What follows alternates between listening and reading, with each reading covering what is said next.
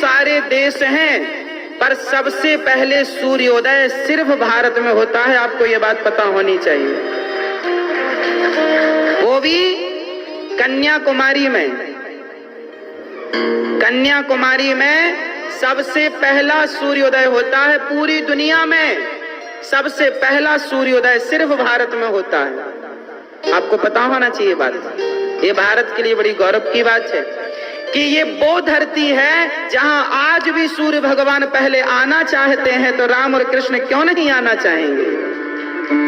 सूर्य भगवान की पहली किरण अमेरिका जाना नहीं चाहती, जापान लंदन जाना नहीं चाहती, भारत आना चाहती है, क्योंकि भारत में ही उस किरण का जल चढ़ा करके सम्मान किया जाता है। जय हो सूर्य भगवान, उसे प्रणाम किया जाता है। दुनिया के किसी और देश में जल चढ़ाने की पद्धति नहीं है, सूर्य नमस्कार की पद्धति नहीं है, केवल भारत में ही सूर्य भगवान को नमस्कार किया जाता है।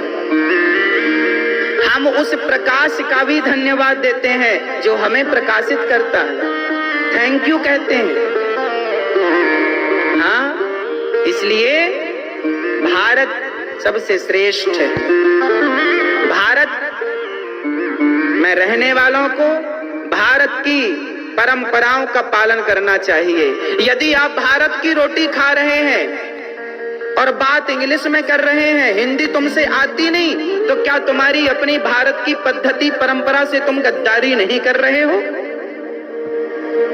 हम ये नहीं कहते कि तुम इंग्लिश ना बोला करो, पर ये कहते हैं कि उनसे इंग्लिश बोलो जिनसे जरूरत है बोलने की। सामान्य भाषा तो हमारी भारतीय होनी चाहिए। वार्तालाप की जो भाषा है वो हिंदी होना चाहिए। भारतीय भाषा क्या है? हिंदी। अब हिंदुस्तान की रोटी खा रहे हो, हिंदुस्तान में जन्म लिए हो और अंग्रेजी बोलोगे तो ये भारत से गद्दारी नहीं है। इसलिए उनसे बोलो जिनसे जरूरत है बोलने की। भारत के बाहर जाओ तो इंग्लिश में बात करो, ठीक है।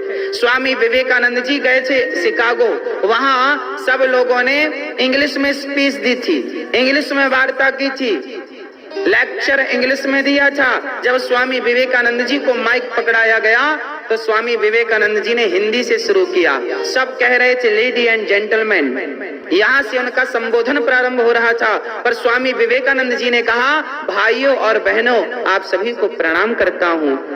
जब ये बात भाइयों और बहनों कहा, दुनिया अंग्रेजी कहती है लेडी एंड जेंटलमैन। याद रखना, इंग्लिश आपको केवल स्त्री कहती है, लेडी। पर हमारी भाषा हिंदी आपको केवल स्त्री नहीं कहती, आपके लिए हमारे यहाँ सम्मान से कहा जाता है भाइयों एवं बहनों। हम आपको बहन की दृष्टि से देखते हैं। हमारे यहाँ की भाषा में एक संबंध है।